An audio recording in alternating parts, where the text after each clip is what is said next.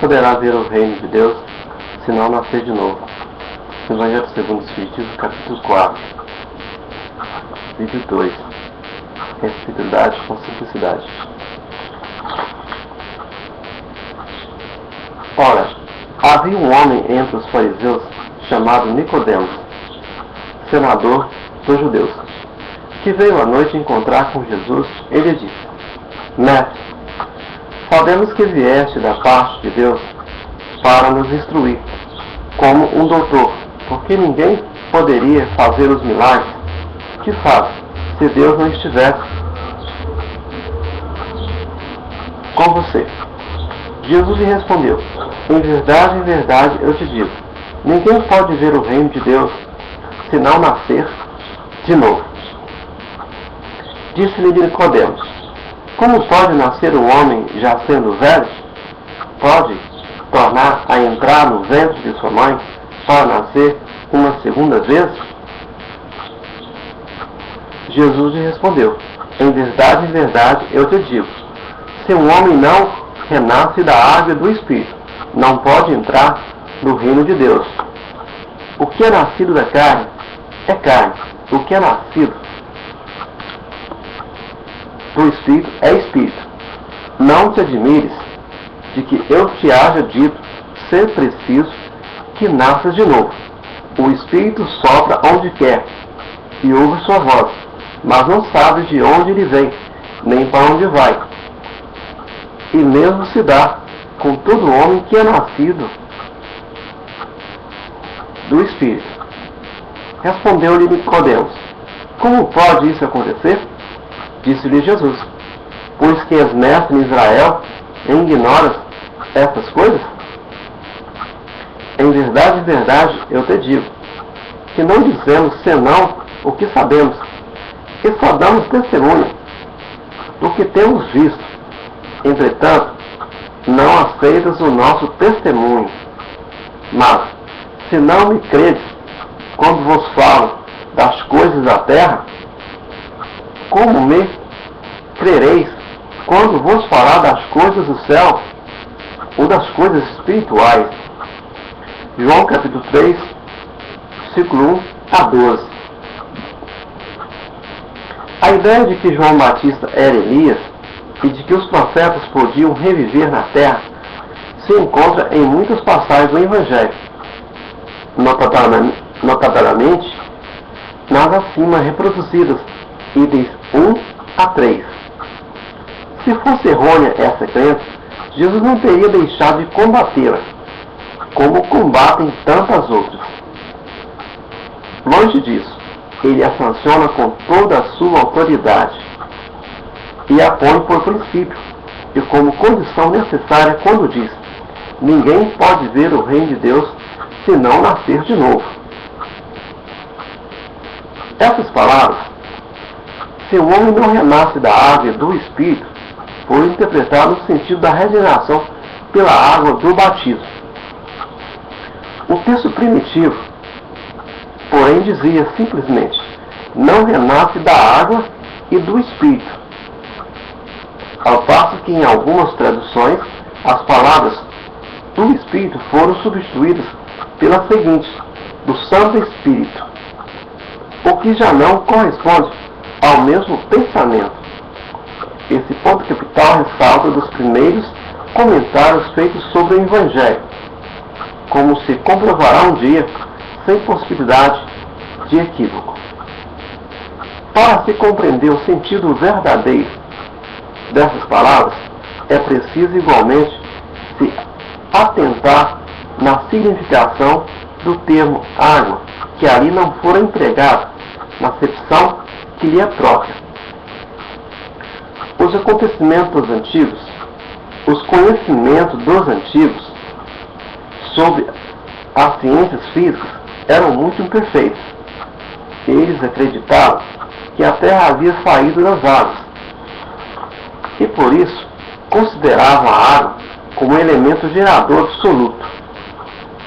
Assim é que, no Gênesis se lê: o Espírito de Deus era levado sobre as águas, flutuava sobre as águas, que o firmamento seja feito no meio das águas, que as águas que estão debaixo do céu se reúnam em um só lugar, e que apareça o elemento árido, a terra, né? Que as águas produzam animais vivos que nadem na água, e pássaros que voem sobre a terra e sobre o firmamento. Segundo essa crença, a água se tornara o símbolo da natureza material, como o Espírito era o símbolo da natureza inteligente. Essas palavras, se o homem não renasce da água e do Espírito, ou em água e em Espírito, significam, pois, se o homem não renasce com seu corpo e sua alma. É nesse sentido que foram compreendidas inicialmente. Tal interpretação se justifica, ademais, por essas outras palavras. O que é nascido da carne é carne, e o que é nascido do Espírito é Espírito. Jesus estabelece aí uma distinção positiva entre o Espírito e o corpo.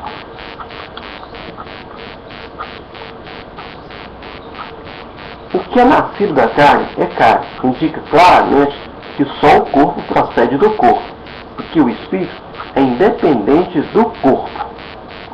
O Espírito sopra onde quer, e ouve sua voz, mas não sabe da onde ele vem, nem para onde ele vai. Pode-se entender que se trata do Espírito de Deus, que dá a vida a quem ele quer, ou da alma do homem. Nessa última acepção, não sabe de onde ele vem, nem para onde ele vai. Significa que ninguém sabe o que foi, nem o que será o Espírito. Se o Espírito ou alma fosse criado ao mesmo tempo que o corpo, saber-se-ia de onde ele veio, pois conheceríamos o seu começo. Em todo caso, essa passagem é a consagração do princípio da preexistência da alma, e por conseguinte, o da pluralidade das existências. Ora, desde o tempo de João Batista até o presente, o reino dos céus é tomado pela violência, e são os violentos que arrebatam, pois até João, todos os profetas, assim como a lei profetizavam. Se quiseres compreender o que vos digo, ele mesmo é o Elias que há de vir. Ouça quem tiver ouvido de ouvir. Mateus capítulo 11, 12 a 15. Se o princípio da reencarnação expressa em João podia, a rigor, ser interpretado em sentido puramente místico, o mesmo já não acontece com essa passagem de Mateus, em que não há equívoco possível. Ele mesmo é o Elias que há de vir. Não há aí figura nem alegoria. É uma afirmação positiva. Desde o tempo de João Batista até o presente, o reino dos céus é tomado pela violência. Que significam essas palavras? Uma vez que João Batista ainda vivia naquele momento.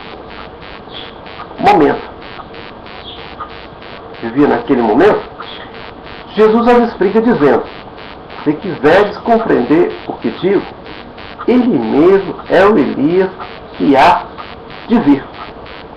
Ora, sendo João o próprio Elias, Jesus se refere à época em que João vivia com o nome de Elias. Até o presente, o reino dos céus é tomado pela violência. É outra alusão à violência da lei mosaica, que ordenava o extermínio dos infiéis para se ganhar a terra prometida. Paraíso dos hebreus, ao passo que, conforme a nova lei, o céu se ganha pela caridade e pela brandura. Depois acrescenta: ouça quem tiver ouvido de ouvir.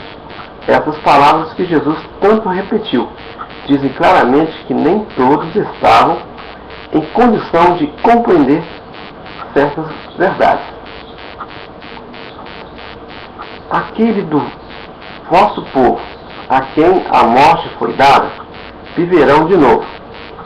aqueles que estavam mortos em meio a mim ressuscitarão.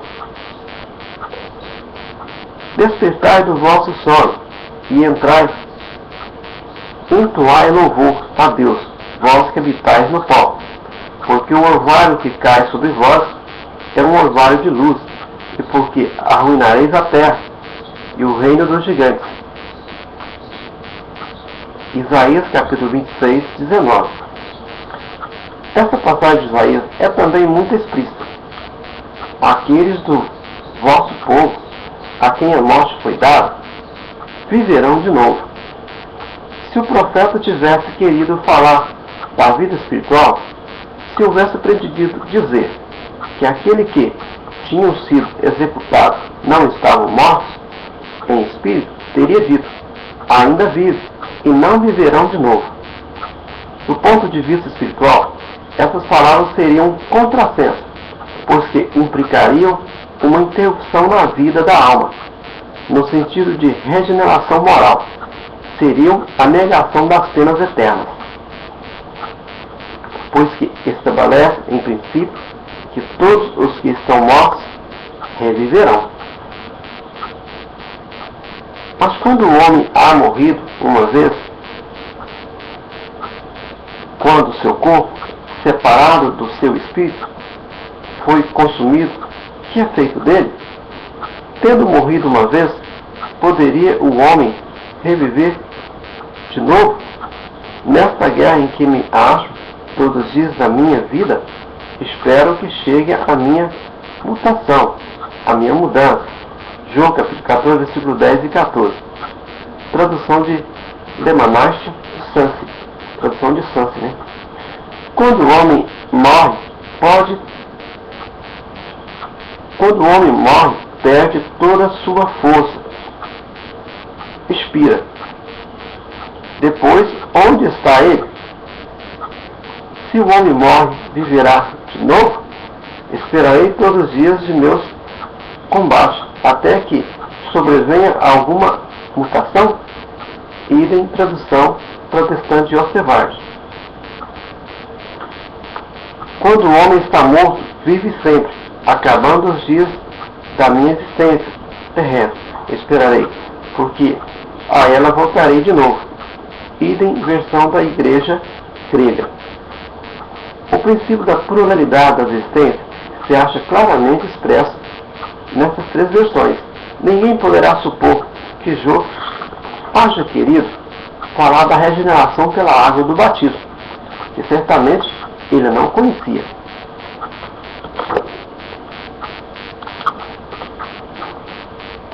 Tendo o homem morrido uma vez, poderia reviver de novo?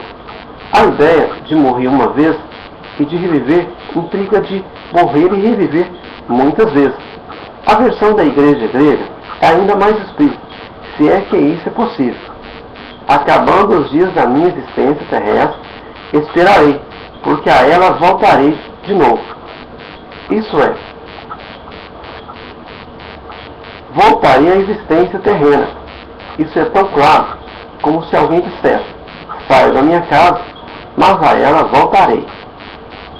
Nessa guerra em que me encontro, todos os dias da minha vida, espero que chegue a minha mutação, minha mudança. Jó, evidentemente, pretendeu referir-se à luta que sustentava contra as misérias da vida. Espera a sua mutação. Isso é, resigna-se. Na versão grega, esperarei parece aplicar-se, de preferência, a uma nova existência. Quando a minha existência estiver acabada, esperarei, porque a ela voltarei. Jó parece colocar-se após a morte no intervalo que separa uma existência da outra. E diz que lá aguardará o momento de voltar. Ou seja, como diz lá no livro dos Espíritos, quando nós morremos, nós vamos aguardar um tempo na erraticidade, né? Ou seja, vamos descansar um pouco para depois retornar novamente à reencarnação, a uma nova luta, né? A uma nova existência. Não há, pois, razão para duvidar de que, sob o nome de ressurreição, O princípio da reencarnação era uma das crenças fundamentais dos judeus e que foi confirmado por Jesus e pelos profetas de maneira formal, donde se segue que negar a reencarnação é renegar as palavras do Cristo.